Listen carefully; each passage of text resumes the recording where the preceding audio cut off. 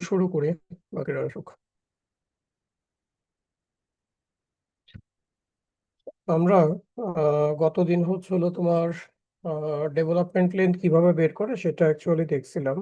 তো তোমাদের যদি মনে থাকে আমরা একটা ম্যাথ করার চেষ্টা করছিলাম, যেটা উম, একটা বিম কলাম জয়েন্টের ক্ষেত্রে রিইনফোর্সমেন্ট, বিমের যেটা টপ রিইনফোর্সমেন্ট সেটা অ্যাকচুয়ালি কতটুকু বিমের ভেতরে দূরে যে কাটতে পারবো সেটা দেখার চেষ্টা করছিলাম।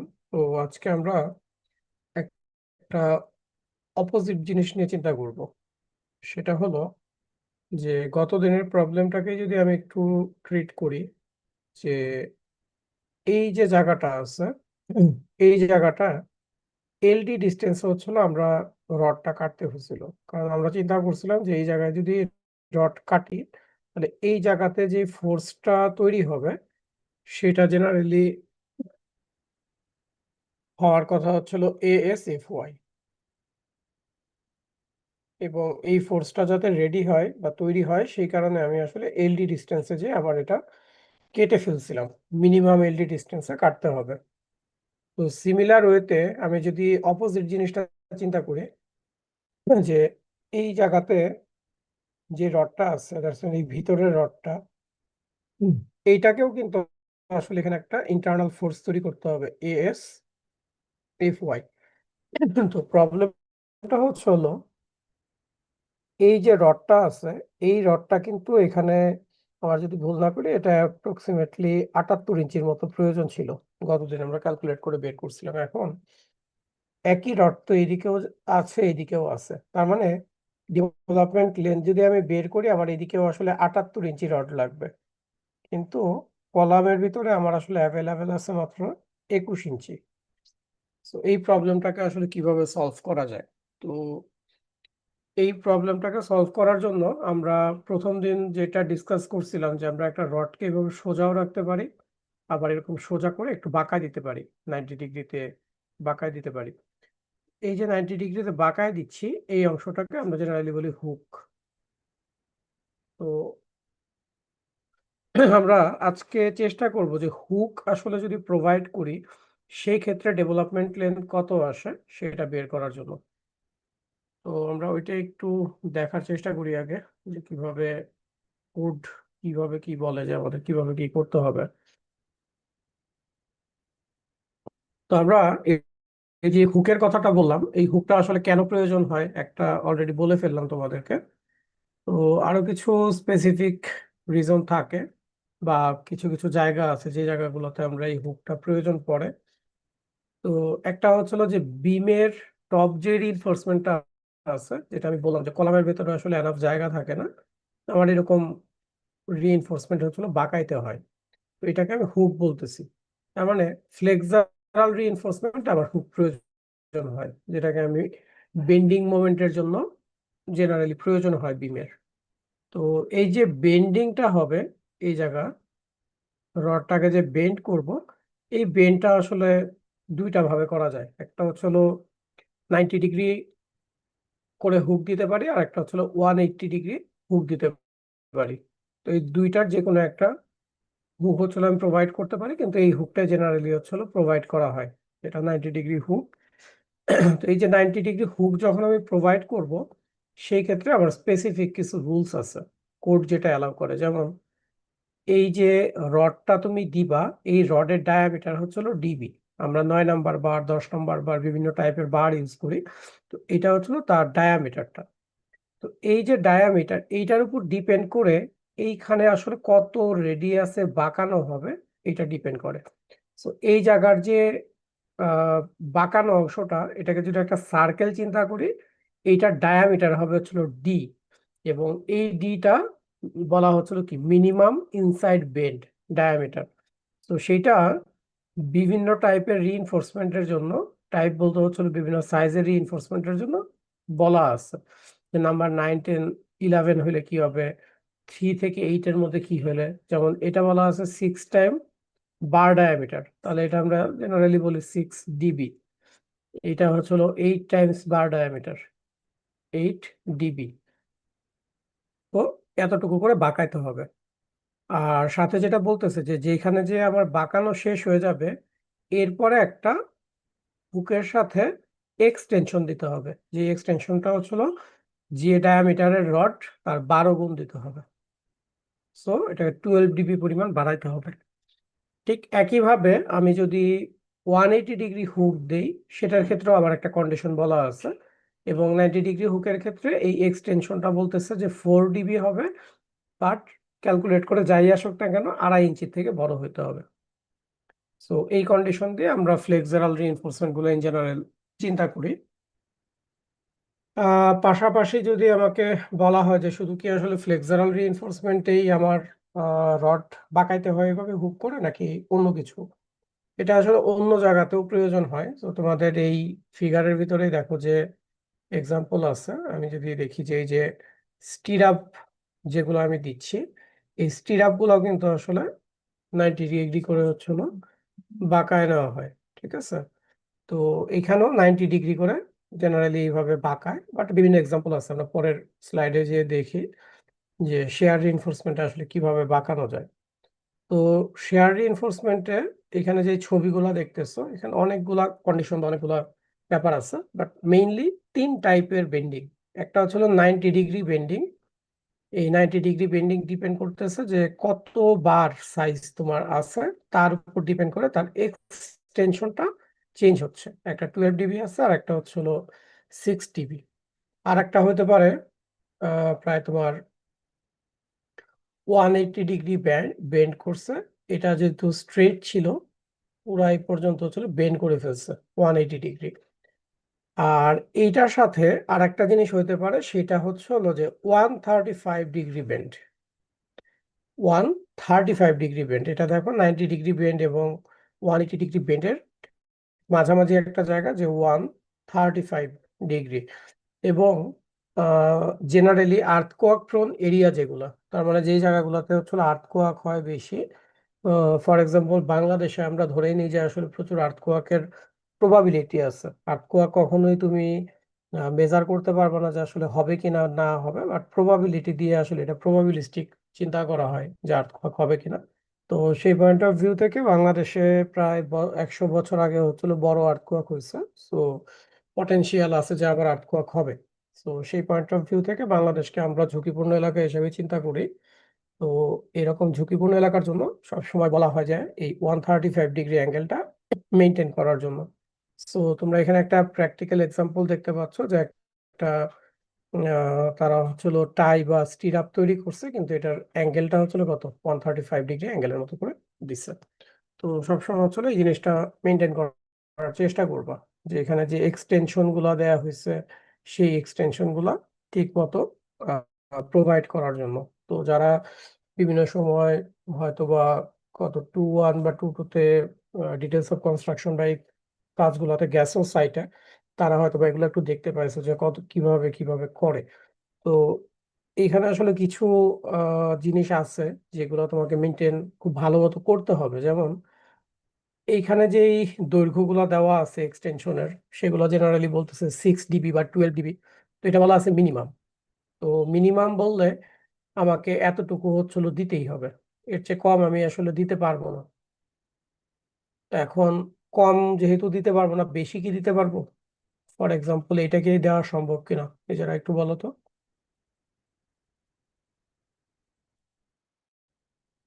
একটু কথাবার্তা বলতে হবে।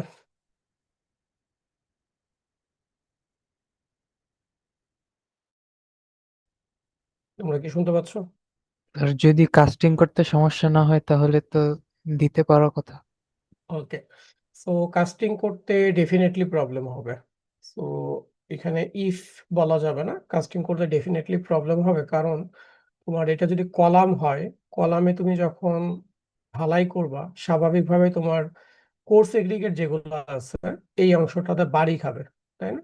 এটার সাথে হচ্ছিল প্রচুর পরিমাণ ফ্রিকশনের কারণে বাড়ি খেয়ে দুই সাইডে চলে যাবে। সো মাঝখানের অংশটায় কখনোই কোর্স এগ্রিগেট যাইতে পারবে না। সো ডিস্ট্রিবিউশন কখনোই ভালো হবে না। সো কোড আমাকে যেটা বলতেছে যে 6 DB but greater than 3 inch.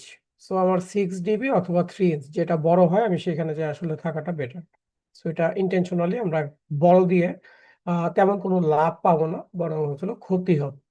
তো আমরা এই জিনিসগুলো মেনটেন করার চেষ্টা করবো যখন ফিল্ডে কাজ করি আর কি। আচ্ছা, এখন প্রশ্ন হচ্ছিল যে যখন হুক প্রোভাইড করব, তাহলে হুক প্রোভাইড করতে গেলে তার ডেভেলপমেন্ট লেন্থ কত হবে? তো হুক প্রোভাইড করতে গেলে ডেভেলপমেন্ট লেন্থের জন্য অত বেশি ইকুয়েশন দেওয়া নাই, একটা ইকুয়েশন বলা আছে, সেটা হচ্ছিল এরকম যে এলডিএইচ হচ্ছে হলো এফ ওয়াই সাই ই সাই সি সাই আর 50 λ√/fc প্রাইম। তো এর ভেতরে তোমার যেগুলা আননোন আছে সেগুলো হচ্ছিল কি সাই ই সি আর হচ্ছিল ল্যামডা। তো এই ফ্যাক্টর গুলো আমরা কিছুটা আগে জানছি, যেমন সাই ই ইপক্সি ফ্যাক্টর, এটা হচ্ছে হলো লাইট ওয়েট এগ্রিগেটের ফ্যাক্টর, এগুলো মোটামুটি আগেরই আছে। এখানে কভার ফ্যাক্টর একটা আছে, এই কভার ফ্যাক্টরটা কি দেখতে হবে, আর সাই আর এই ফ্যাক্টরটা আমাকে একটু বুঝতে হবে। আমি সবগুলা ফ্যাক্টরই এখানে কথা বলতেছি, তো ম্যাথ করানোর সময় আবার হচ্ছিল কাজে লাগবে। তো প্রথমটা হচ্ছিল ইপক্সি কোটিং ফ্যাক্টর। তো প্রথম জিনিস হচ্ছে হলো ইপক্সি যদি তুমি বেশি দাও, বা ইপক্সি যদি দাও আর কি, সহজ কথা, ডেভেলপমেন্ট লেন্থ কি বেশি লাগবে না কম লাগবে, এটা কি বুঝি আমরা? ডেভেলপমেন্ট লেন্থ আসলে জিনিসটা কি, সেটা কি মনে আছে?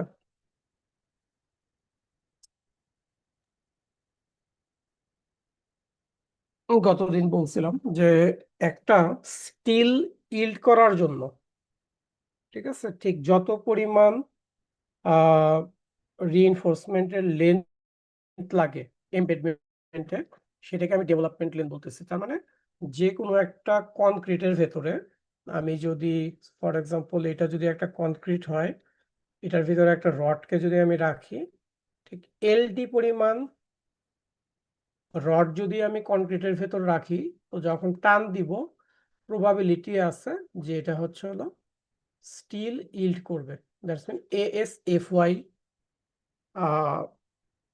দিবে ফোর্স হিসাবে।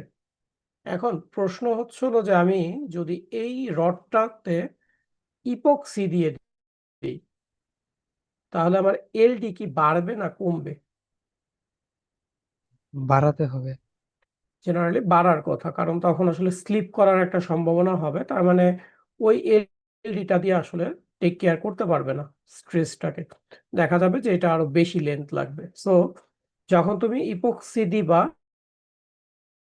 দেখো যে যেই ফ্যাক্টরটা, এই যে FY/50√/fc প্রাইম ইন্টু ডিবি, এইটাকে বলতেছে যে 20% বাড়ায় নেওয়ার জন্য, ঠিক আছে। আর যখন আনকোটেড অবস্থায় থাকবে তখন অ্যাজ ইট ইজ যেই ফর্মুলা আছে সেটা আমি ইউজ করতে পারবো, সো মডিফিকেশন ফ্যাক্টর লাগবে না।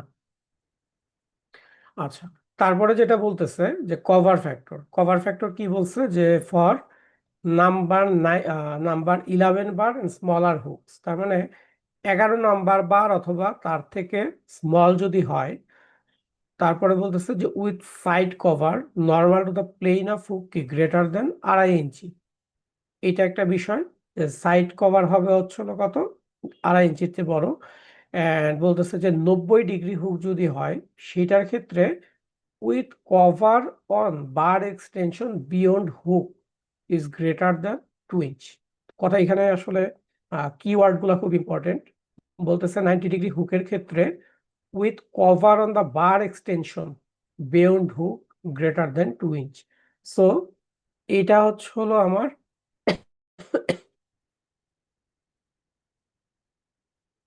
এই যে একটা গোল অংশ আমি দেখতেছি, এই পর্যন্ত হচ্ছিল হুক বলতেছে। তারপরে বলতেছে বার এক্সটেনশন বিয়ন্ড হুক, তার মানে এই জায়গাটা হচ্ছিল তার এক্সটেনশন। তো বলা হচ্ছে যে এই যে জোনটা আছে এক্সটেনশন জোন, বা এই যে এই জায়গাটাকে যদি আমি চিন্তা করি, সেইখানে তার কভার হইতে হবে 2 ইঞ্চির থেকে বড়, তাহলে অথবা সমান, তাহলে আমি আসলে কি করব, এই 0.7টা ব্যবহার করতে পারবো। আর এই কেস ছাড়া যে কোনো কেসের ক্ষেত্রে এটাকে 1 ধরতে বলছে। তার মানে কভার যদি বেশি থাকে, এনাফ কভার থাকে, তাহলে আসলে তুমি কিছুটা কমায় নিতে পারো, তোমার ডেভেলপমেন্ট লেন্থ যা আসবে এখান থেকে মডিফিকেশন ফ্যাক্টর দিয়ে কমায় নিতে পারো। এটা একটা বিষয়। এটা হচ্ছিল কভার ফ্যাক্টর। তারপরে আসে হচ্ছিল light weight factor, light weight কনক্রিটের। তবে বুঝতে পারতেছো লাইট ওয়েট কনক্রিট হলে 0.75, আর আদার বা নর্মাল কনক্রিট হলে আসলে 1। আচ্ছা, এখন কনফাইনিং রিইনফোর্সমেন্ট ফ্যাক্টর যেটা, এটা একটু ভালো করে বুঝতে হবে। সো পরীক্ষার সময় তোমাদের এই জিনিসটাতে ভুল হয়। এইখানে তিনটা কন্ডিশন আছে, দেখো।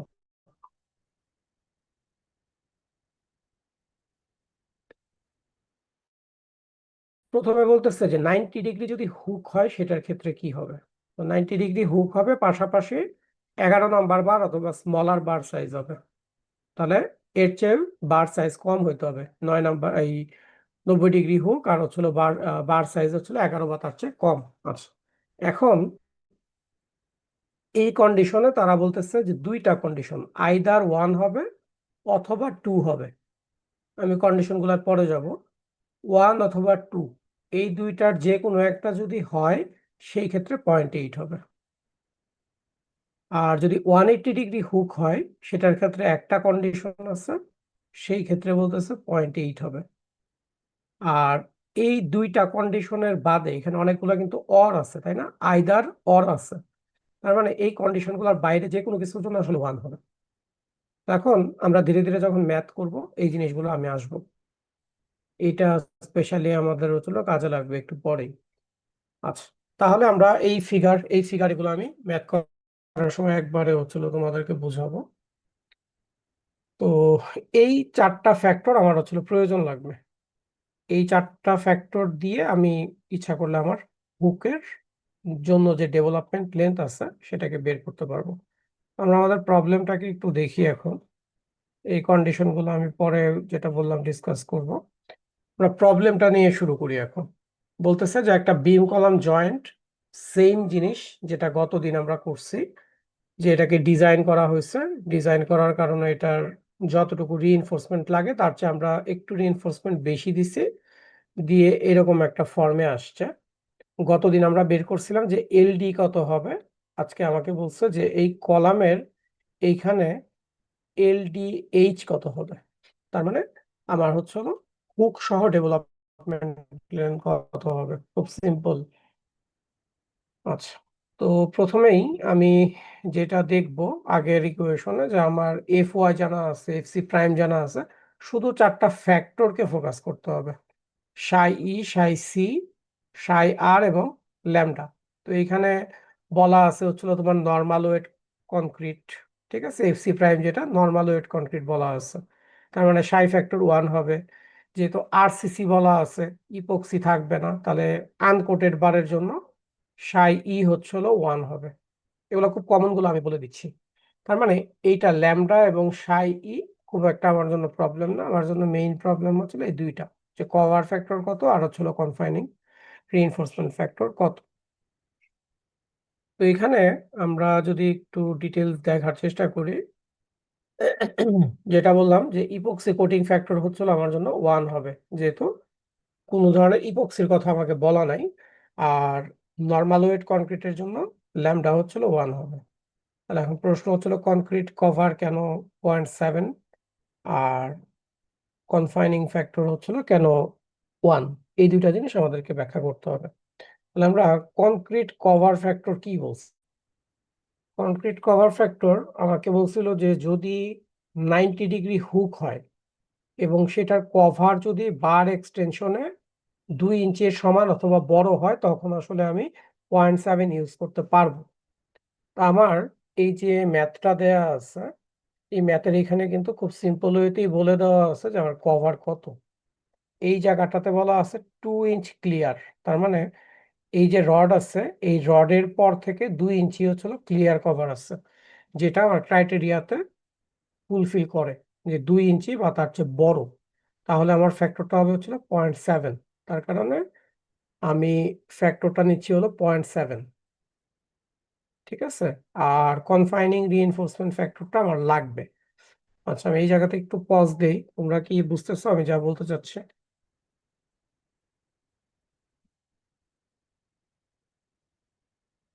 জি স্যার। ওকে, এগুলা খুবই সিম্পল অঙ্ক। সো না বোঝার মতো আশা করি কিছু নাই, তারপরে একটু কেয়ারফুল থাকতে হবে। আচ্ছা, এখন আমাদের মেইন যে টার্গেটটা সেটা হলো কনফাইনিং রিইনফোর্সমেন্ট ফ্যাক্টর। কনফাইনিং রিইনফোর্সমেন্ট ফ্যাক্টরটা আমাদের তিনটা প্যারামিটার, এই তিনটা কন্ডিশন আছে, যেটা একটু আগে বললাম। একটা 90 ডিগ্রি হুকের জন্য, একটা 180-এর জন্য, আমাদের আদার কন্ডিশনের জন্য। তাহলে আমার 180 ডিগ্রি হুকের কোনো কন্ডিশন আমার এই মুহূর্তে কাজে লাগবে না, কারণ আমার এখানে আমি কলামের ভেতরে দিব কোনটা, 90 ডিগ্রি হয়তো হুক দিব, তাই তো? আচ্ছা, তো কি বলতেছে দেখো, যে ফর 90 ডিগ্রি হুক আর 11 বার অথবা ছোট বারের জন্য এই কন্ডিশনটা অথবা এই কন্ডিশনটা, যে কোনো একটা কন্ডিশন হইলেই আমি আসলে রিডিউস করতে পারবো। এটা হচ্ছে আমার মেইন কথা। তাহলে এখন দেখি আমরা একটু রিড আউট করি। যে বলা হচ্ছে যে either enclosed along LDH within ties or stirrup perpendicular to LDH at S less than thrice DB. তাহলে এই জিনিসটা আমি একটু আবার যদি রিড আউট করি প্রথম থেকে, যে ফর 90 ডিগ্রি হুক, এটা ভুলে যাও, এটা 11 নম্বর বার, ঠিক আছে 11। তাহলে for 90 degree hook, bars that are either কি enclosed along LDH within ties or stirrup perpendicular to LDH at S equal to thrice dB, or enclosed along the bar extension beyond the hook including bend within ties or stirrup perpendicular to the tail extension of the hook S less than thrice dB। তো এই জিনিসটা আপাত দৃষ্টিতে একটু কঠিন মনে হচ্ছে, but আমরা গ্রাফিক্যালি দেখলে জিনিসটা বুঝতে পারবো।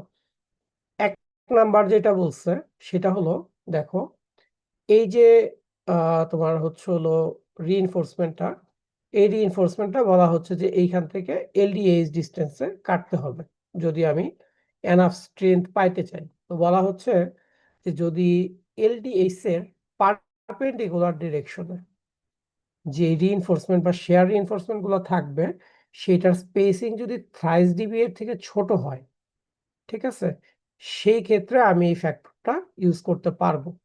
অথবা সেকেন্ড যে কন্ডিশনটা বলতেছে যে enclosed along the bar extension beyond hook, তার মানে এইখানে দেখো এই যে হুকটা আছে, হুকের এলডিএইচ হচ্ছিল এইদিকে, যে যতটুকু লেন্থ লাগবে, কিন্তু হুকের সাথে যে বার এক্সটেনশন বার আছে তার পারপেন্ডিকুলার ডিরেকশন আসলে কি থাকবে, স্টিরাপ থাকবে বা টাই থাকবে। যে টাইটা থাকবে এইটার স্পেসিং বলা আছে থ্রাইস ডিবি এর থেকে ছোট হতে হবে। তো যদি এই কন্ডিশনের যে কোনো একটা ফুলফিল করে, এখানে কিন্তু অর বলা আছে, আইদার এটা অথবা এটা, যে কোনো একটা ফুলফিল করলে আসলে কি করতে হবে আমার, এখানে যে ফ্যাক্টরটা আছে 0.8, সেই ফ্যাক্টরটা ইউজ করতে হবে। তো এখন আমাদের প্রবলেম কি এইটা না, আসলে এইটা এক না দুই প্রবলেমটা?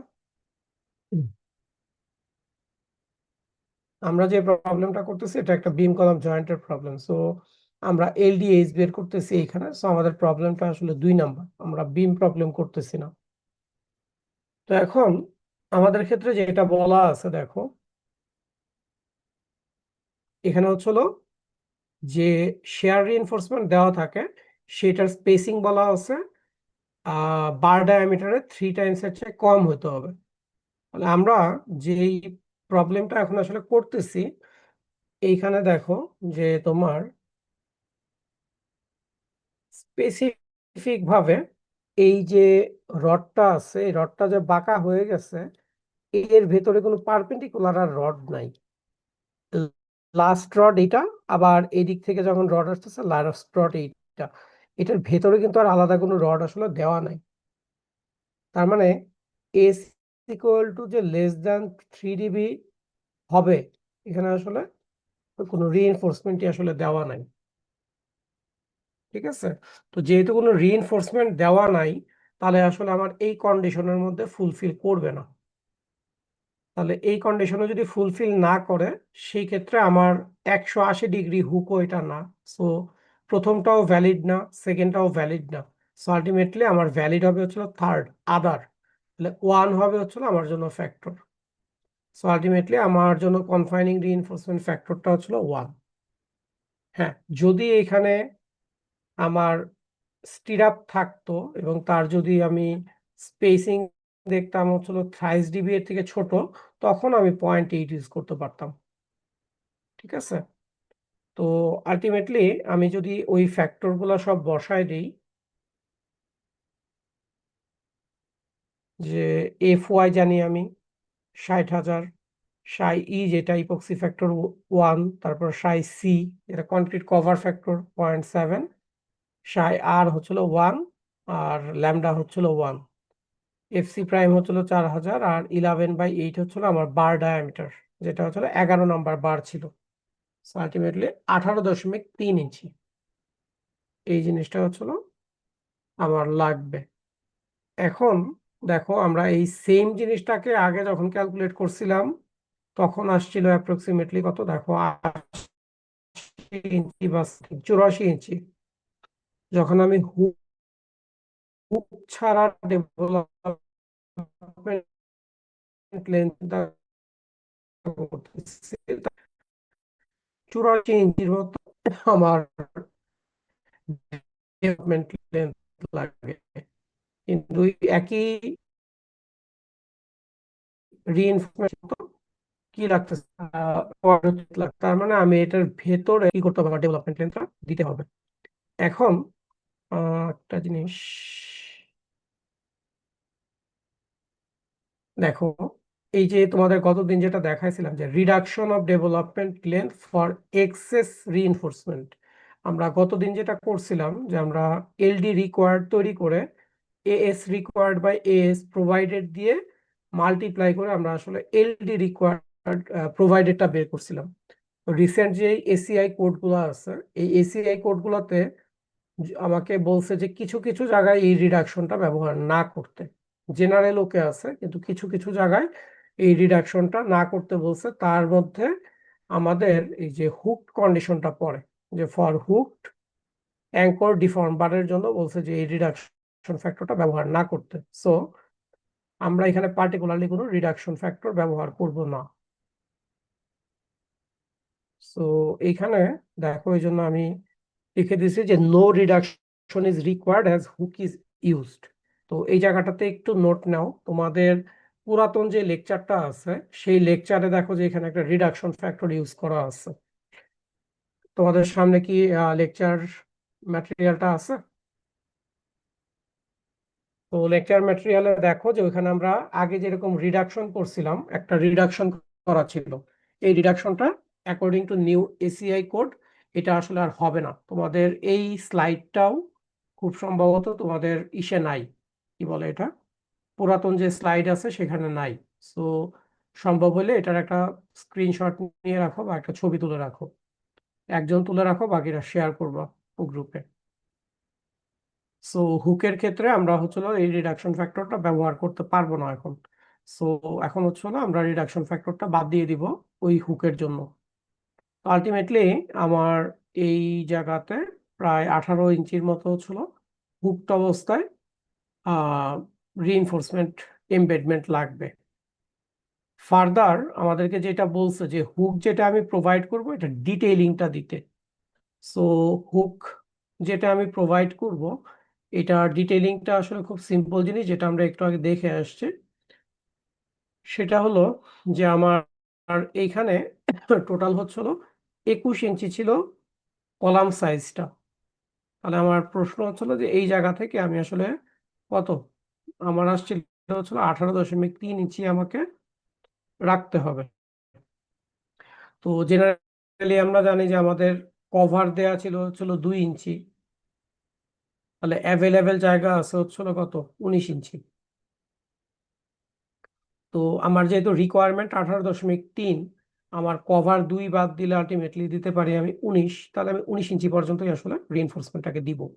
সো এটা হচ্ছিল হুকের মোটামুটি লেন্থ। আর এইখানে তার যে বার ডায়ামিটারটা আছে এইটার সাথে রিলেট করে তার এই ইন্টারনাল ডায়ামিটারটা বের করতে হবে। সাথে এখান থেকে এক্সটেনশন বার কতটুকু যাবে। তো এক্সটেনশন বার আমরা দেখছিলাম 90 ডিগ্রিতে জেনারেলি হচ্ছিল 12 ডিবি। ডিবি যেটা বলছিলাম যে এই রিইনফোর্সমেন্টটা হচ্ছিল নাম্বার 11। সো 12 ডিবি হচ্ছিল কত হবে, 12 ইন্টু 11/8। তো মোটামুটি 16.5 ইঞ্চি হচ্ছিল আমার এই জায়গাটুকু এক্সটেনশনটা। আর এই যে ডিটা আছে, এই ইন্টারনাল যে ডায়ামিটারটা, এই ডায়ামিটারটা আমরা বলছিলাম যে আমাদের বার ডায়ামিটারের উপর ডিপেন্ড করে কয়েকটা হতে পারে। সো এই জায়গাতে দেয়া ছিল, বলা হচ্ছে যে নাম্বার 9, 10, 11 এই বারের জন্য এটা হচ্ছিল কত, 8 টাইমস বার ডায়ামিটার। এই টেবিলে পেয়ে যাচ্ছ, তাহলে 8 টাইমস হচ্ছে হলো বার ডায়ামিটার। তাহলে আমার 11 নাম্বার বার যেহেতু আছে, আমরা মোটামুটি ডায়ামিটারটা যেটা পাচ্ছি সেটা হচ্ছিল 8 টাইমস আমার বার ডায়ামিটার। 8 টাইমস হচ্ছিল বার ডায়ামিটার, ওটা 8 × 11/8 হচ্ছিল 11 ইঞ্চির মতো। সো এটা এখানে ডি হবে 11। তো এই হচ্ছিল আমার মোটামুটি হুকের ডিটেইলিং। সো তোমাকে দুইটা জিনিস বের করতে বলছিল, এক হচ্ছিল যে কত দূরে যে তুমি আসলে হুকটা প্রোভাইড করবে এবং এটার সাফিসিয়েন্ট ডিটেইলিং দেওয়ার জন্য। তো এই হচ্ছে হলো, যদি তোমার হুক থাকে সেই অনুযায়ী তুমি কি করতে পারবা, তোমার ডেভেলপমেন্ট লেন্থটাকে দিতে পারবা। দেখো আমার এখানে ম্যাথ মোটামুটি এটা শেষ। যদি কারো বুঝতে সমস্যা থাকে বা কোয়ারিজ থাকে বলতে পারো।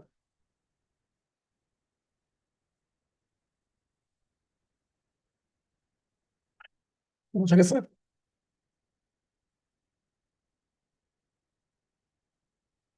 আচ্ছা, তোমরা কি সবাই শুনতে পাচ্ছ আমার কথা? জি স্যার। ইয়েস নো কিছু জি বলতে স্যার। হবে তো, নাহলে তো বুঝি না যে তোমরা ঘুমায় গেছো কিনা। আচ্ছা, তো আমাদের আজকের লাস্ট যে টপিকসটা, এটা হলো স্প্লাইসিং অফ রিইনফোর্সমেন্ট। তো আমাদের স্প্লাইসিং অফ রিইনফোর্সমেন্ট বলতে আমরা কি মানে পরিচিত টার্মটা, কনস্ট্রাকশনের টার্ম, হয়তো বা পড়ছো ডিটেলস অফ কনস্ট্রাকশনে। তো জেনারেলি আমাদের যখন রিইনফোর্সমেন্ট দিয়ে টোটাল একটা বিল্ডিং তৈরি করতে হয় বা একটা ব্রিজ তৈরি করতে হয়, আমাদের পার্টিকুলার কিছু দূরে যে আসলে জয়েন্ট দিতে হয় রিইনফোর্সমেন্ট গুলোকে।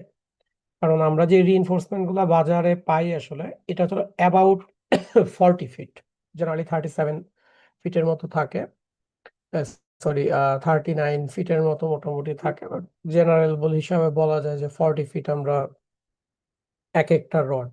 তার মানে আমি যদি আবার ফুটিং থেকে শুরু করি, ফুটিং একটা রড এভাবে বাঁকা থাকে, তারপর সোজা ওঠে, এইভাবে করতে করতে আমি ধরতে পারি যে আসলে যেহেতু 40 ফিট, তার ফাউন্ডেশন, প্রথম তালা, দ্বিতীয় তালা, এইভাবে কভার করতে করতে মোটামুটি 2-3 তলা পর্যন্ত এটা কন্টিনিউ করতে পারবে। এখন এটা কন্টিনিউ করার পরে আর একটা রড এটার সাথে জোড়া দিতে হবে ডেফিনেটলি, আদারওয়াইজ কিন্তু আমি পুরো 10 তলা 20 তলা বিল্ডিং আসলে করতে পারবো না।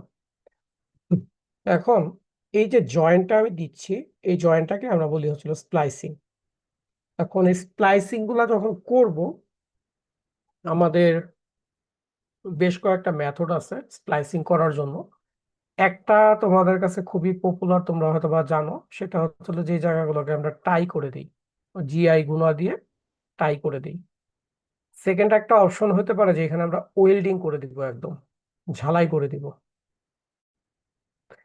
আর যদি বড় প্রজেক্ট বা মডার্ন টেকনোলজি বলো, সেটা হচ্ছে তোমার ডান দিকে দেওয়া আছে, দেখো প্রত্যেকটা রড এইখানে আর এইখানের মধ্যে পার্থক্য দেখো।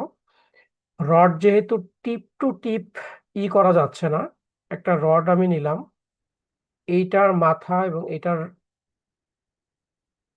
মাথা আসলে এইভাবে রাখা যায় না, বাঁধতে পারবা না, তাই না? তো এইখানে যেটা করতে হতো, যে একটা রডকে সোজা রাখতে হতো, আর উপর থেকে যে রডটা আসতে, এইটাকে হালকা করে বাঁকা করে এটার সাথে মিলাই দেওয়া হতো। তার মানে লাইন অফ অ্যাকশন ফোর্সের সেম থাকবে। এটা হচ্ছিল আগে থেকে যেটা প্র্যাকটিস হচ্ছে। বাট এখন যেহেতু প্রযুক্তি উন্নত হচ্ছে, আমাদের বার গুলা হচ্ছিল ডিফর্ম বার, সো এটা অনেকটা নাট বোল্টের মতো ব্যবহার করা যায়। সো আমি যদি টিপ গুলা চিন্তা করি, এটার ভিতরে আসলে একটা কি দেওয়া যায়, নাট টাইপের কিছু দেওয়া যায়। সো এটা তোমাদের উপরে একটা ছবি আছে। তো এটাকে আমরা জেনারেলি বলি হচ্ছিল কাপলার। সো বড় বড় ব্রিজ প্রজেক্ট গুলোতে দেখবা যে কাপলার ইউজ করে। এতে করে যেটা হয় তোমার রডের কনজাম্পশনটা কিছুটা কমে, যেহেতু তোমার এই জয়েন্ট গুলা দিতে হচ্ছে না, কিছুটা কনজাম্পশন করে। কিন্তু এটার পারফরমেন্স কেমন এটা নিয়ে তোমাদের কোনো আইডিয়া আছে? হুম।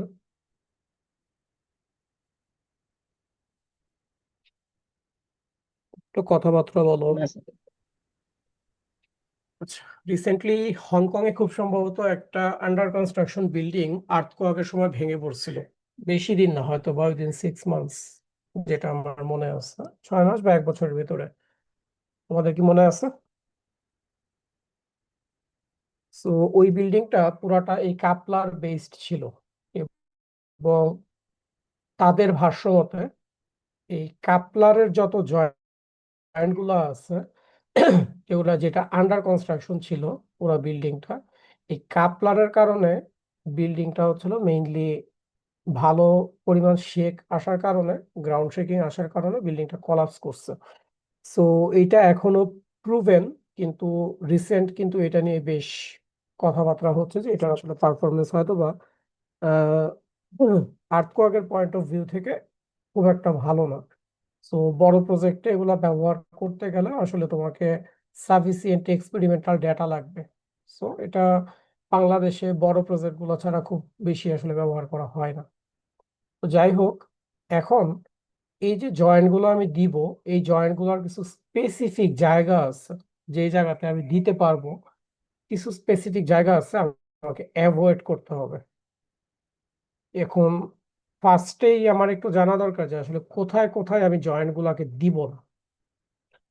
প্রথম কথা হচ্ছিল যেই জায়গাগুলাতে আমার ম্যাক্সিমাম ফোর্স আসার কথা বা ম্যাক্সিমাম স্ট্রেস আসার কথা, সেই জায়গাগুলোকে আমাকে অ্যাভয়েড করতে হবে। ফর এক্সাম্পল, আমি যদি একটা, তোমরা portal frame, cantilever frame already পড়তেছো, জানো যে একটা ফ্রেমকে যদি আমি ল্যাটারাল লোড দেই, এইটার মোমেন্ট ডায়াগ্রাম গুলো এরকম হয় ইন জেনারেল। তাহলে ম্যাক্সিমাম স্ট্রেস আসে হচ্ছিল কোথায়? টপ এবং বটমে। তার মানে ম্যাক্সিমাম স্ট্রেসের জায়গাগুলোকে বলা হচ্ছে অ্যাভয়েড করতে হবে। তার মানে যে কোনো একটা বিল্ডিং এর ফ্লোর যদি আমি চিন্তা করি, স্টোরি যদি চিন্তা করি, মাঝামাঝি হচ্ছে হলো আমার ল্যাটারাল স্ট্রেস সবচেয়ে কম। সো এইগুলো হচ্ছে সুইটেবল জায়গা, যে আমি জয়েন্ট দিতে পারি, এখানে রিইনফোর্সমেন্টের ডিমান্ড কম, এবং এগুলো জায়গাগুলো ক্রিটিক্যাল না। তার মানে বিম কলামের জয়েন্টে আমি কখনোই এই ধরনের জয়েন্ট দিব না। এটা হচ্ছে প্রথম কন্ডিশন। সেকেন্ড কন্ডিশন হচ্ছে হলো, আমার এখানে ডেমনস্ট্রেশন পারপাসে দেখানো হচ্ছে যে একই ফ্লোরে, সরি একই লোকেশনে 4টা জয়েন্ট দেওয়া হয়েছে, 1টা 2টা 3টা 4টা। তো যেটা আমি একটু আগে বললাম, যে এরকম তুমি ধরো কথার কথা যে foundation, first floor, second floor করে থার্ড ফ্লোরের মাঝামাঝি দিলা, সমস্যা নেই, কিন্তু মাঝামাঝি দিলা এমন ভাবে সব রড একই জায়গায় জোড়া দিছো, তাহলে তোমরা একটু চিন্তা করো যে এই পার্টিকুলার স্টোরিটা কি খুব দুর্বল হয়ে যাবে না আর্থকোয়াক লোডে? বোঝা যায় কথা? জি স্যার। তার মানে আমাকে সব সময় এই যে স্প্লাইসিং গুলো, এটা স্ট্যাগার্ড ওয়েতে দিতে হবে। তার মানে একই ফ্লোরে আমরা কখনোই এই রকম স্প্লাইসিং সব রডের করতে পারবো না। ধরো তুমি একটা জায়গায় 50% করলা, সমস্যা নেই, কিন্তু 100% তুমি করতে পারবে না। ফর এক্সাম্পল, একটা বিমের কথা চিন্তা করো, যে একটা বিম যদি আমি চিন্তা করি, বিমের ক্রিটিক্যাল সেকশন কোথায়? ধরো এটা ফিক্স সাপোর্ট, তাহলে এইটার ক্ষেত্রে আমার যেটা করতে হবে, এইখানে রিইনফোর্সমেন্টের দরকার সবচেয়ে বেশি, কারণ এটা টেনশন জোন নিচে, আবার জয়েন্টের দিকে টেনশন জোন হচ্ছিল উপরে।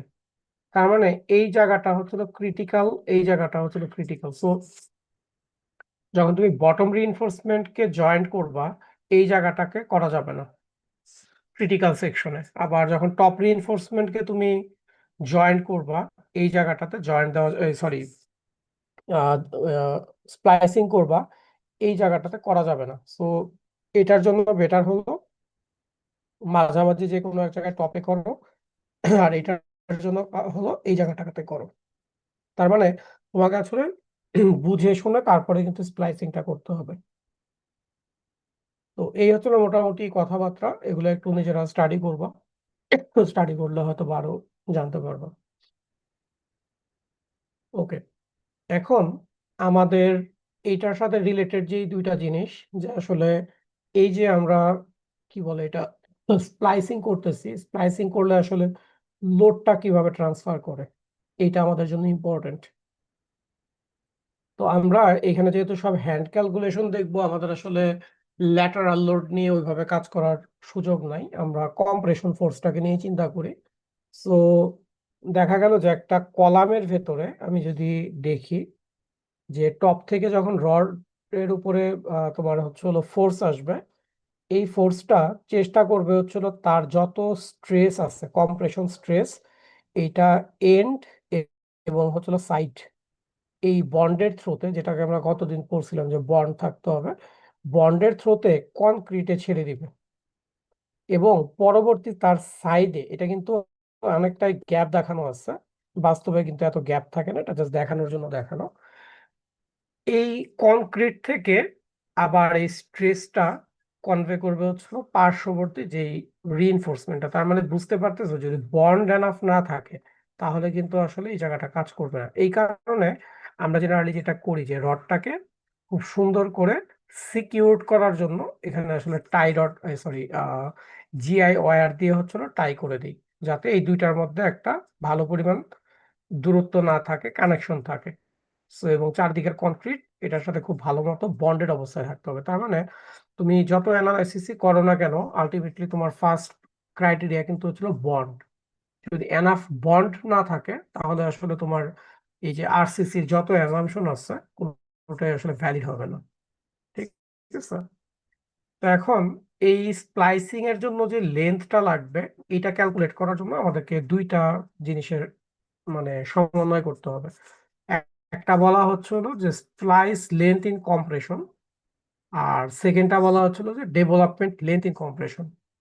একটা হচ্ছিল ডেভেলপমেন্ট লেন্থ, যে কতটুকু লেন্থ প্রোভাইড করলে তোমার হচ্ছিল স্ট্রেসটা ট্রান্সফার হয়ে যাবে কনক্রিটে। আর স্প্লাইসিং লেন্থ ইন কম্প্রেশনের জিনিসটা হলো যে আমার কতটুকু লেন্থ আমি প্রোভাইড করলে কনক্রিট থেকে সেফলি হচ্ছিল আমার স্টিল যেটা আছে আবার স্ট্রেস রিসিভ করতে পারবে। So, এই দুইটা জিনিসকে আমার হচ্ছে সমন্বয় করে আগাইতে হবে। তার মানে তোমার স্টিল থেকে কনক্রিটে সে সেফলি বন্ডের থ্রোতে স্ট্রেস ছেড়ে দিবে, সেই স্ট্রেসটা আবার কি আরেকটা বটম স্টিল যেটা আছে সেটা রিসিভ করবে। তো এই দুইটা জিনিসকে সমন্বয় করতে গেলে তোমার এই দুইটা জিনিসই লাগবে। তো স্প্লাইসিং লেন্থ যেটা বলছে দেখো, খুব সিম্পল ইকুয়েশন, খুব একটা কঠিন কিছু না ইকুয়েশন গুলো। তো এখানে বলছে হচ্ছিল কি, যে যদি FY 60,000-এর চেয়ে কম হয় তাহলে স্প্লাইসিং এর জন্য আমার যে কম্প্রেশন স্প্লাইসিং লেন্থ সেটা হচ্ছিল 0005 FY/DB। আর যদি 60 গ্রেডের চেয়ে বড় হয় সেই ক্ষেত্রে আমার জিনিসটা আরেকটা ইকুয়েশন বলা আছে, পয়েন্ট 0009 FY-24 × DB। তো স্বাভাবিকভাবে এই জায়গাগুলোতে কিন্তু ইম্পেরিক্যাল ইকুয়েশন, তো এটা স্বাভাবিকভাবে তোমার পিএসআই তে দিবা, ডিবি হচ্ছিল ইঞ্চিতে দিবা, তাহলে আলটিমেটলি এই জিনিসগুলো হচ্ছিল ইঞ্চিতে আসবে। এগুলো ইম্পেরিক্যাল ইকুয়েশন, ডেফিনেটলি এটা আমি অন্য কোনো ইউনিটে ব্যবহার করতে পারবো না। আচ্ছা, এখন এলসি আমি আসলে এখান থেকে বের করতে পারি, এলএসসিটা, কিন্তু কন্ডিশন কিছু বলা আছে। বলা হচ্ছিল যে এই যে স্প্লাইসিং লেন্থটা, এই স্প্লাইসিং লেন্থটাকে আমি কিছুটা রিডিউস করে আনতে পারি, কারণ এইখানে আসলে কিছু কনফাইনিং রিইনফোর্সমেন্ট থাকে, যার অর্থ হচ্ছে আমরা টাই রিইনফোর্সমেন্ট যেটা ইউজ করি। তো বলা হচ্ছে যে if lateral ties are used through out the splice length having an effective area of কত point 0015 HS in both direction, where S is the key spacing of the stirrup, এই স্টিরাপের হচ্ছিল spacing, and H is the overall thickness of the member. So মেম্বারের thickness হচ্ছিল কত, H হবে, এইটাও হবে অথবা এইটা হবে H, মেম্বারের ডেপথ। তো বলতেছে যে যদি 0.0015 হয়, তাহলে required splice length may be multiplied by হচ্ছিল 0.83, তার মানে 17% তুমি রিডিউস করতে পারবা। হাউএভার বলতেছে কি মাস্ট বি অ্যাটলিস্ট 12 ইঞ্চ, এটা দিয়ে মাল্টিপ্লাই করতে পারবা, কিন্তু এটা 12 ইঞ্চি থেকে কম হতে পারবে না ওভারঅল। তো এই জিনিসটা আমরা আরেকটু ডিটেইল হচ্ছিল ম্যাথ করার সময় একটু পরে দেখবো, তাহলে এই কন্ডিশনটা আমাদের লাগবে। আচ্ছা, আর রেড কালারের যে লাইনটা আছে আমি একটু পরে আসবো ম্যাথ করানোর সময়। তো জিনিস খুব সিম্পল, আমি ডেভেলপমেন্ট স্প্লাইসিং লেন্থ বের করতে পারবো এবং এটার সাথে একটা রিডাকশন দিতে পারবো যদি সার্টেন একটা ক্রাইটেরিয়া হচ্ছে হলো আমি ফুলফিল করতে পারি। এই হচ্ছে সিম্পল এক্সপ্লেনেশন এটার।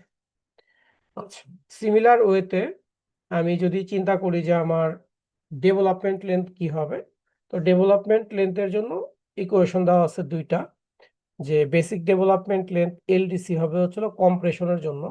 একটু মাথায় নিও যে আমরা এর আগে যে ডেভেলপমেন্ট লেন্থগুলা ক্যালকুলেশন এসিআই কোড অনুযায়ী দেখছি সেগুলো ছিল টেনশনের জন্য, এটা হচ্ছিল কম্প্রেশনের জন্য। তো এল ডিসি যেটা, এটা বলা আছে কি গ্রেটার দেন এফ ওয়াই সাই আর ডিভাইডেড সামথিং, অথবা 0.000 এফ ওয়াই ডিবি সামথিং। এরকম দুইটা ইকুয়েশন আছে যেখানে সবই তোমার জানা আছে মোটামুটি, ল্যামডা আর সাই আর এই দুইটা ফ্যাক্টর। তো ল্যামডা আমরা মনে আছে এটা কনক্রিটের ফ্যাক্টর, লাইট ওয়েট নাকি নর্মাল ওয়েট কনক্রিট, তো আমাদের ম্যাক্সিমাম ক্ষেত্রে এটা বলাই থাকবে যে লাইট ওয়েট নাকি নর্মাল ওয়েট। সাই আরটা একটু দেখতে হবে। তো সাই আর কি বলছে দেখো, এটা আসলে একটা মডিফিকেশন ফ্যাক্টর।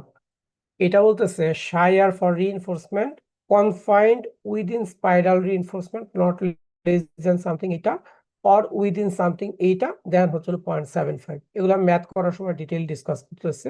তাহলে এই কন্ডিশনটা ফুলফিল করলে হচ্ছিল 0.75, আর যদি তাহলে কন্ডিশন ফুলফিল না করে তাহলে ফ্যাক্টর কত হবে?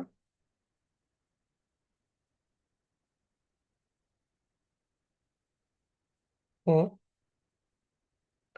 যেহেতু রিডাকশন ফ্যাক্টর বলতেছে, তার মানে এটা যদি ফুলফিল না করে তাহলে 1 হবে, খুব সিম্পল ওয়ে। আচ্ছা, আর লাস্টে একটা কথা বলা স্যার আছে। লাস্টের কথাটা আরেকবার বলবেন? হ্যাঁ, বললাম যে এখানে সাই আর যেটা রিডাকশন ফ্যাক্টর বা মডিফিকেশন ফ্যাক্টর বলা আছে, এটা বলা আছে যে যদি সার্টেন একটা কন্ডিশন ফুলফিল করে তাহলে ফ্যাক্টরটা বা রিডাকশন ফ্যাক্টরটা হচ্ছিল 0.75। তো ফুলফিল যদি না করে তাহলে তাহলে কি হবে? তাহলে কোনো মডিফিকেশন করতে হবে না, তার মানে ফ্যাক্টরটা 1 হবে। ঠিক আছে। আচ্ছা, এখন তোমাকে বলতেছে যে তুমি এই মডিফিকেশন ফ্যাক্টর দিয়ে মাল্টিপ্লাই করো, করার পরে যাই পাও না কেন কোনো কেসেই এলডিসির ভ্যালু কত 8 ইঞ্চির থেকে কম হবে না। আগে যেটা ছিল কত, স্প্লাইসিং লেন্থের ক্ষেত্রে আমরা দেখছিলাম এটা 12 ইঞ্চির থেকে কম হবে না, আর এটার ক্ষেত্রে বলা হচ্ছিল 8 ইঞ্চির থেকে কম হবে না। এই কন্ডিশনগুলো মেনটেন করলে আমাদের আসলে মোটামুটি আমরা ক্যালকুলেট করতে পারবো যে আমাদের স্প্লাইসিং লেন্থ কত। আচ্ছা, যারা এই জিনিসগুলো এখনো ধরতে পারতেছো না, আমরা ম্যাথটা করি, ম্যাথ করার পরে তোমরা আবার একটু আমি কথা বলার দিব, তখন তোমরা বইলো যে বুঝতে কোনো সমস্যা হয় না। তো আমাদের আগের যে প্রবলেমটা আমরা করছিলাম সেটারই আমরা লাস্ট পার্টটা করতেছি, এটা করলেই শেষ। তো এখানে যেটা বলা হচ্ছে যে একটা বিম column joint in a continuous building frame, এটা এখানে দেখাইছে তোমাদেরকে নিচে যে ছবিটা সেটা। 4 হচ্ছিল number 11 column bars from the floor below are to be কত ল্যাব স্প্লাইসড বাই, একটা minute, lap spliced with 4 number 10 column bars from above, and splice is to be made just above a কি construction joint at floor level. The column measuring হচ্ছে হলো 12 by 21 inch will be subjected to compression only for all load combinations. Transverse reinforcement consists of কত number 4 ties at the কত 16 inch spacing. All vertical bars may be assumed to be কি fully stressed. Calculate the required splice length, material strength বলা আছে Fy আর Fc prime। দেখো আমি যেই জিনিসগুলোতে দাগ দিচ্ছি এগুলো হচ্ছে কিওয়ার্ড, এগুলো মাথায় রাখতে হবে। এবং এই চ্যাপ্টারের অঙ্কগুলোতে ম্যাক্সিমাম সময় দেখবে তোমার কিওয়ার্ড গুলোতেই আটকা যাও তোমরা। সো কিওয়ার্ড গুলো যখনই ম্যাথ করা শুরু করবা, কিওয়ার্ড গুলো আগে দাগ দিবা। একটা একটা করে জিনিস আমি কমপ্লিট করে ডিসকাস করি। বলা হচ্ছিল যে আমার একটা কলাম, যেটার নিচের থেকে হচ্ছিল কয়টা 11 নাম্বার বার আসতেছে, আর উপর থেকে হচ্ছিল 10 নাম্বার বার আসতেছে। তার মানে এটা 10 নাম্বার বার, এটা হচ্ছিল 11 নাম্বার বার। তাদেরকে এই জায়গাটাতে হচ্ছিল স্প্লাইসিং করা হচ্ছে, এই জায়গাটাতে। এবং সেটা কোথা বলা আছে, কনস্ট্রাকশন জয়েন্ট এট ফ্লোর লেভেল। ঠিক আছে। এখন কলামের সাইজ বলা আছে এদিকে 21 ইঞ্চি আর ভেতরের দিকে হচ্ছিল 12 inch. So 12 by 21 column size. আর এখানে যে টাই গুলা ইউজ করতেছে, তার মানে এই যে টাই গুলা ইউজ করবে, এই টাই গুলা বলা হচ্ছিল 16 ইঞ্চি স্পেসিং এ আছে।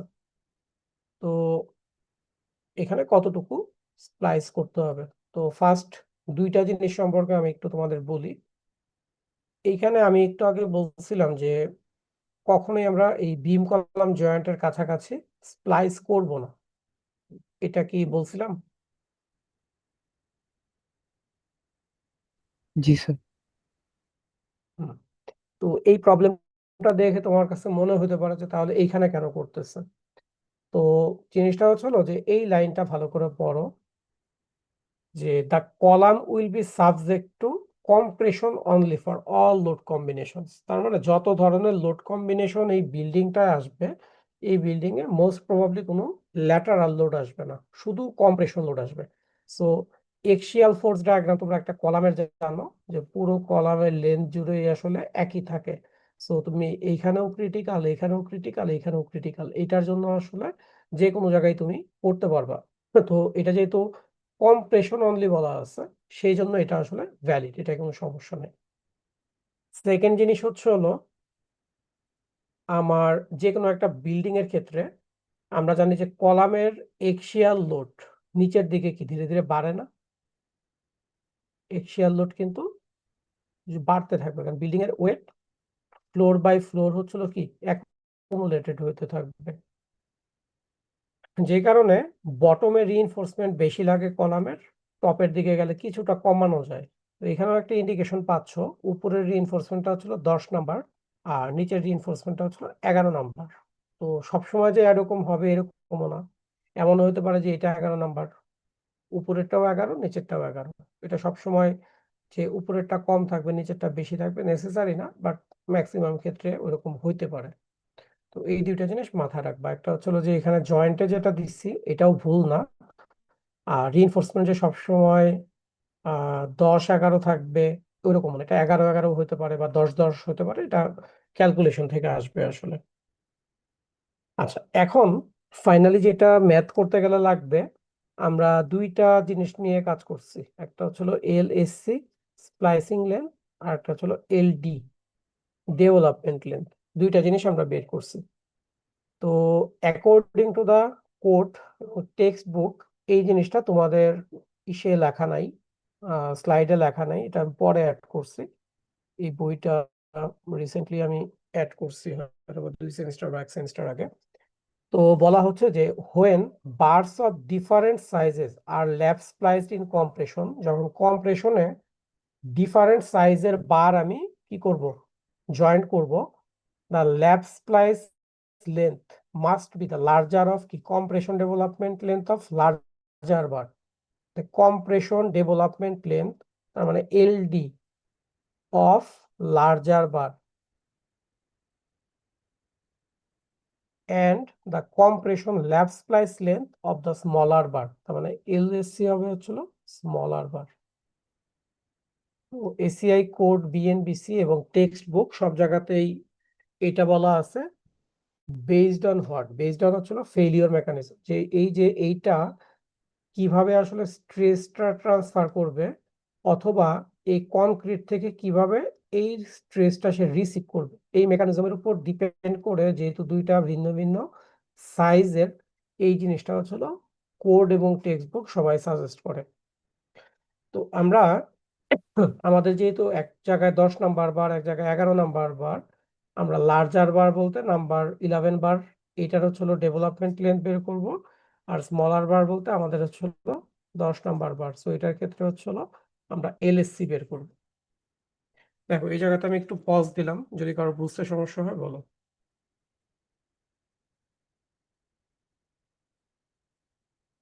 সবাই কি বুঝতেছো আমি কি বলার চেষ্টা করতেছি? জি স্যার। ওকে, আমি চ্যাট বক্সে হচ্ছিল তোমাদেরকে করে দিচ্ছি, একটা গুগল ফর্মের লিংক দিচ্ছি, এটাতে সবাই হচ্ছে অ্যাটেন্ডেন্সটা দিয়ে দাও। অ্যাটেন্ডেন্স দিয়ে বের হয়ে চলে যায় না।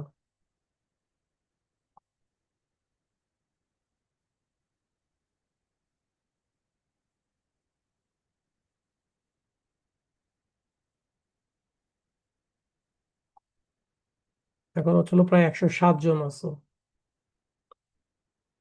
ওকে, এখন আমাদের এই প্রবলেমটাকে তাহলে আমরা খুব সিম্পল ওয়েতে এখন সলভ করে ফেলি। তো কাউকে এখানে যদি কোনো কিছু বুঝতে সমস্যা থাকে আমাকে বলো।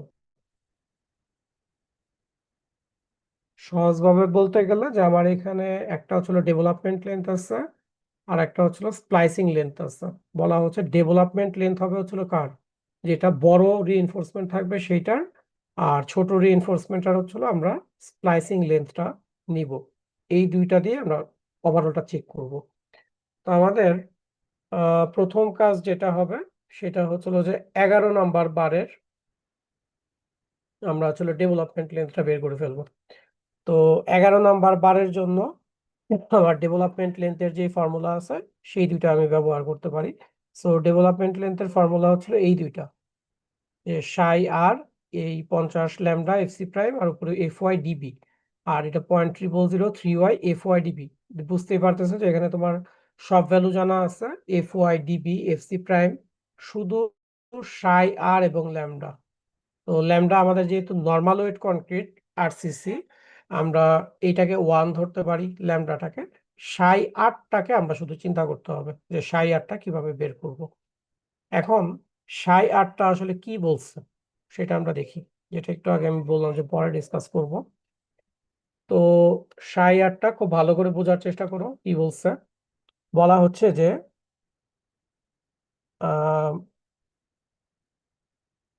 সাই আর for reinforcement confined within spiral reinforcement.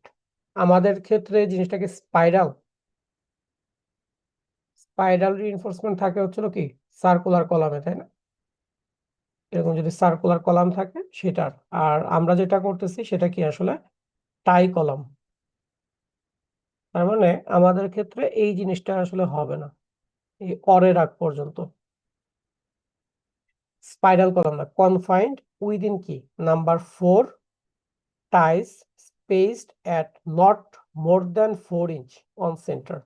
Not more than কত, 4 ইঞ্চ। তার মানে বলা হচ্ছে হলো যে যেই জায়গাতে তুমি আসলে স্প্লাইসিং এর লেন্থ বের করবা সেই জায়গাতে যে টাইগুলা থাকবে, টাইগুলার স্পেসিং এইটা কত বলছে, নট মোর দ্যান 4 ইঞ্চ। তার মানে লেস দ্যান হচ্ছিল 4 ইঞ্চ। এইটা যদি হয় তখন তুমি ফ্যাক্টরটা ইউজ করতে পারবা হচ্ছিল 0.7। এখন আমাদের এই ক্ষেত্রে দেখো কি বলছে, আমাদের এই ক্ষেত্রে নাম্বার 4 টাই বলছে। সো এটা ম্যাচ করে যে নাম্বার 4 টাই আমি দিচ্ছি, spaced at not more than 4 inch on centre. আমাদের এখানে বলা আছে কি 16 ইঞ্চি। তাহলে আমরা কি রিডাকশন ফ্যাক্টর ব্যবহার করতে পারবো না পারবো না?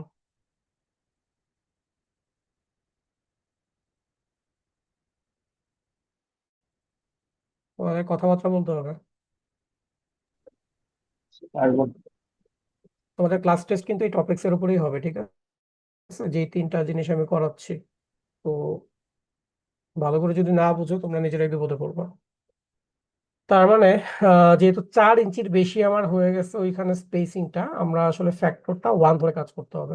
সো আলটিমেটলি আমার যদি চিন্তা করি যে কত হচ্ছে হলো আমার হবে, এটা হচ্ছে হলো এফ ওয়াই আমরা জানি 60 পিএসআই বলা ছিল, সাই আর আমরা যেহেতু 16 ইঞ্চি, স্পেসিং ইকুয়াল টু আমাদের 16 ইঞ্চি, যেটা হচ্ছিল গ্রেটার দেন হচ্ছিল 4 ইঞ্চ। সেই ক্ষেত্রে আমরা আসলে এটাকে 1 ধরতে হচ্ছে। নর্মাল ওয়েট কনক্রিট বলা আছে, সো এটা 1, আর এসি প্রাইম হচ্ছিল 4000 অবশ্যই এগুলো পিএসআই তে হতে হবে। আমি রিপিট করতেছি, যেগুলো হচ্ছিল ইম্পেরিক্যাল ইকুয়েশন, এবং এই ডিবিটা হচ্ছিল অবশ্যই ইঞ্চিতে হতে হবে। সো আমরা ডেভেলপমেন্ট লেন্থ বের করতেছিলাম হচ্ছিল 11 নম্বর বারের। তাহলে এটার বার ডায়ামিটার হচ্ছিল 11/8। আলটিমেটলি এখানে রাউন্ডিং করে আমি পাচ্ছি হলো 27 ইঞ্চির মতো। আর এটা আরেকটা ইকুয়েশন ছিল যে 0.000 FY ডিবি। তো ওইটাও যদি ক্যালকুলেট করি আলটিমেটলি 25 ইঞ্চি হয়। তো বলা হচ্ছিল যে এলডিসি হবে এইটার থেকেও বড়, এটার থেকেও বড়। তো দুইটা কন্ডিশনকে যদি মিট করতে চাই, সবচেয়ে বড়টাই আসলে ধরতে হবে। যে 27 হচ্ছে হলো এটার সমান, 27 হলো 25 থেকে বড়, তো এই দুইটার থেকে ম্যাক্সিমাম। তো আলটিমেটলি আমি লিখেও দিচ্ছি এখানে যে লার্জার অফ, তাহলে লার্জার অফ এই দুইটা নিলে 27 ইঞ্চি আসে। তো এটার পাশাপাশি আরেকটা জিনিস আমাকে বলা ছিল যে তুমি যেভাবে ক্যালকুলেশন করো না কেন, এটা কখনো 8 ইঞ্চির থেকে কম হতে পারবে না। সো এটাকে অবশ্যই 8 ইঞ্চি থেকে বড় হইতে হবে। তো সেটাও আমরা চেক দিয়ে দিলাম যে আসলে এটা 8 ইঞ্চি থেকে হচ্ছিল বড়। তাহলে এটা 8 ইঞ্চি থেকে বড় হইতে হবে। তার মানে এটা ঠিক আছে, 27 ইঞ্চি যেটা আসছে সেটা 8 ইঞ্চি থেকে ওয়েল এনাফ বড়। বাট ফর এক্সাম্পল এটা যদি ক্যালকুলেট করে তুমি 7 ইঞ্চ পাইতা, তাহলে কিন্তু এখানে 7 ইঞ্চ ধরা যেত না। তখন বলতে হতো যে না, মিনিমাম হচ্ছিল 8 ইঞ্চ হইতে হবে, তখন 8 ইঞ্চ আসতো। যদি এই 27 ইঞ্চি না হয়ে আমার 7 ইঞ্চি আসতো জাস্ট ক্যালকুলেশন থেকে। তো যাই হোক, আমরা মোটামুটি ডেভেলপমেন্ট লেন্থটা পাচ্ছি হলো 27 ইঞ্চির মতো। নেক্সট আমাদের যেই কাজটা, যে ছোট বার যেটা ছিল 10 নাম্বার বার, এটার স্প্লাইসিং লেন্থ বের করা। তো স্প্লাইসিং লেন্থ বের করার ক্ষেত্রে আমার দুইটা ফর্মুলা ছিল। একটা হচ্ছে হলো যে 60 গ্রেডের চেয়ে কম অথবা সমান হইলে 0.0005 FY ডিবি। তো আমাদের 60 কেএসআই, তাহলে আমাদের এই ইকুয়েশনটাই ফুলফিল করতে হবে যে 0.000 FY ডিবি। তাহলে 0.000 FY ডিবি যদি করো, একই কথা পিএসআই তে নিবা। তো এটা আসলে 38 ইঞ্চি যদি আমি রাউন্ডিং করি। এখন আসে যে আমার এই 38 ইঞ্চিটাকে আমি রিডাকশন করতে পারবো কি না। এখন আমরা একটু ডিটেলস এটা দেখি। বলা হচ্ছে হলো যে যখন আমি এই ধরনের স্প্লাইসিং করব, সেখানে জেনারেলি আমাদের টাইবার থাকে।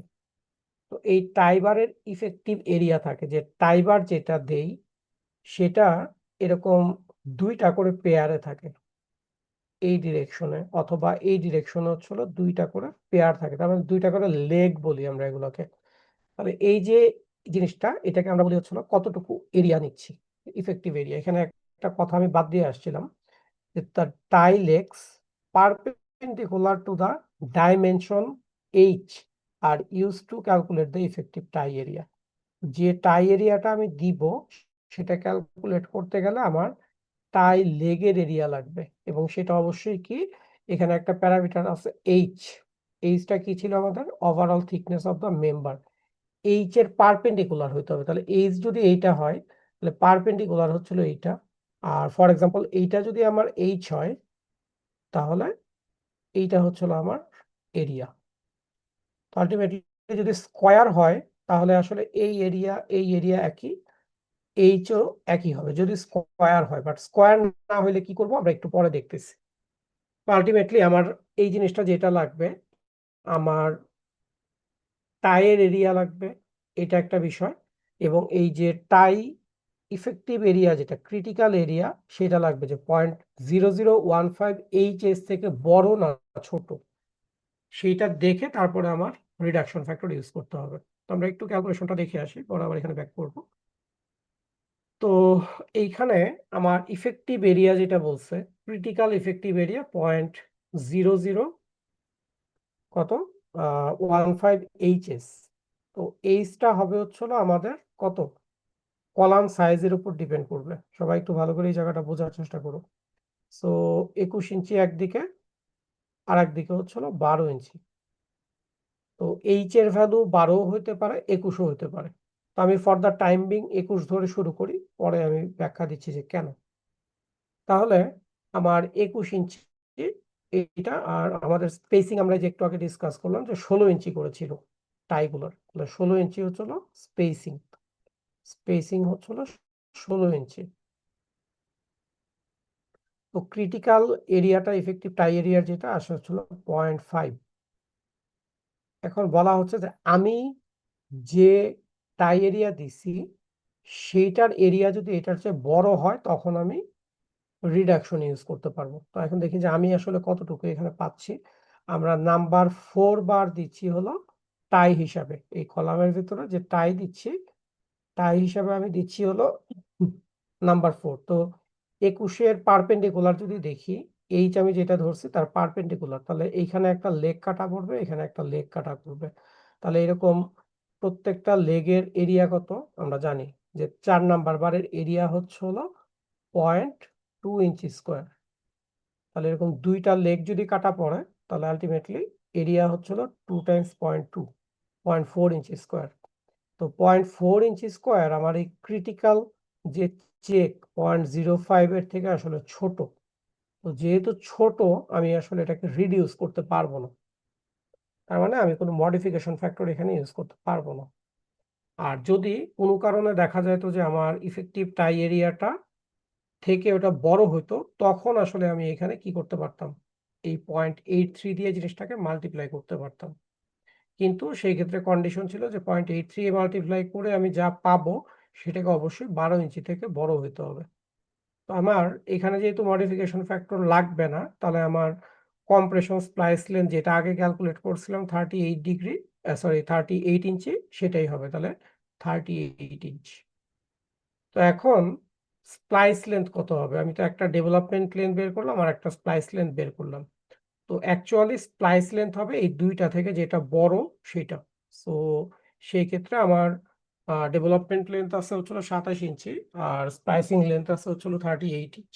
সো আমি আলটিমেটলি এখানে 38 ইঞ্চটাই হচ্ছিল স্প্লাইসিং লেন্থ বা জোড়া যেটা দিব সেটা আসবে।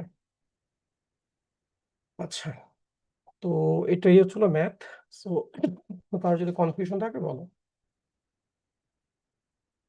এখানে কিওয়ার্ড গুলো খুব ইম্পর্টেন্ট, সো তোমাকে দেখে দেখে করতে হবে। আচ্ছা, এখন এখানে যে জিনিসটা আমি একটু স্কিপ করছিলাম, বললাম যে আমি 21 ইঞ্চিটা কেন ধরলাম, 12 ইঞ্চিও তো আসলে ধরতে পারতাম।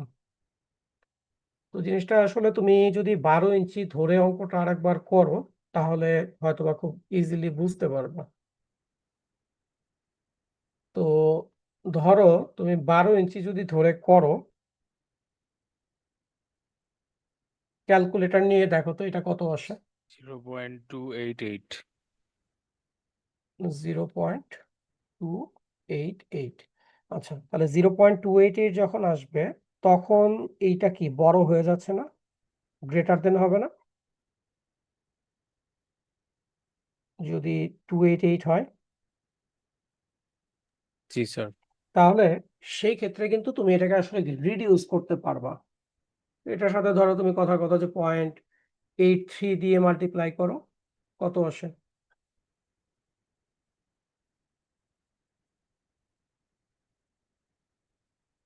31.54। 31 ধরলাম, 31.54, মানে 32 ইঞ্চ। কিন্তু এটাকে গ্রেটার দেন হতে হবে কার থেকে? 12 ইঞ্চির থেকে বড় হতে হবে। তার এটা 12 ইঞ্চি থেকে বড়ই আছে আমার 32 ইঞ্চি।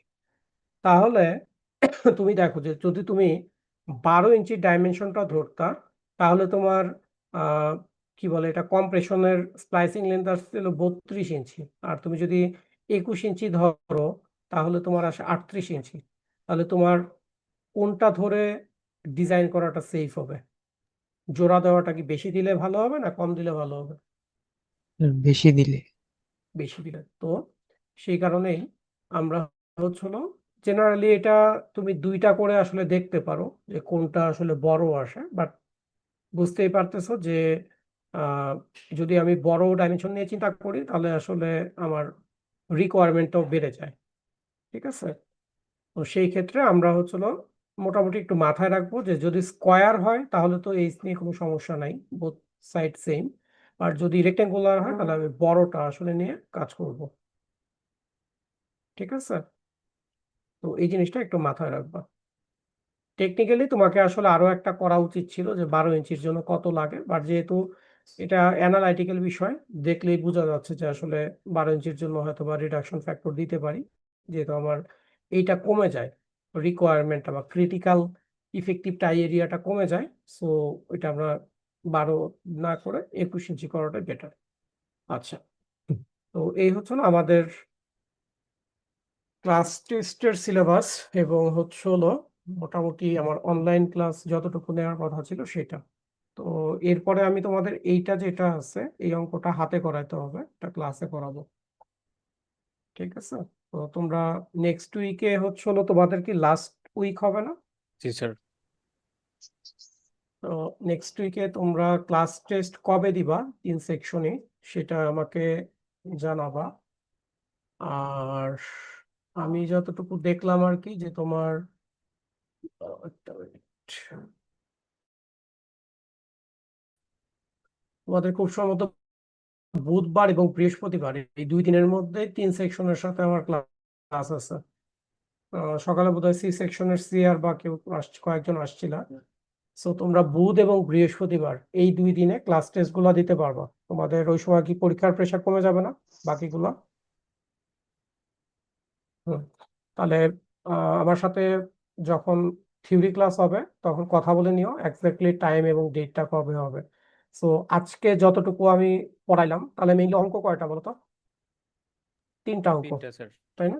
সো এই 3টা অঙ্ক কিন্তু আমি বারবার যেটা বলতেছি এখানে প্রচুর ভ্যারিয়েশনের সুযোগ আছে। যেমন ধরো তুমি 4 নাম্বার বার এখানে 4 ইঞ্চি পর পর দিলে কি হবে? অঙ্কটা করে দেখো। এখানে 10 নাম্বার বার আছে, তাই না? আবার নিচেও যদি 10 নাম্বার বার থাকে তাহলে কি তোমার এখানে কোনো ভ্যারিয়েশন আসবে? এটাও 10 নাম্বার হবে, এটাও কি হবে? 10 নাম্বার হবে। তো তুমি যেটার জন্যই পড়ো সমস্যা নেই, দুইটাই 10 নাম্বার বার হবে তখন। এই ধরনের ছোটখাটো চেঞ্জ আসলে যাতে ধরতে পারো আর কি। সো এই 3টা অঙ্কের উপরে তোমাদের ক্লাস টেস্ট হবে। সো নেক্সট উইকের বুধ এবং বৃহস্পতিবার। তো 3 সেকশন একসঙ্গে সো হবে। তোমাদের না, যার যার ক্লাস টাইমেই হবে হয়তো বা। ঠিক আছে, যার যার যে ক্লাস টাইমগুলো শেষ ক্লাসগুলো সেগুলোতেই নেওয়ার চেষ্টা করব।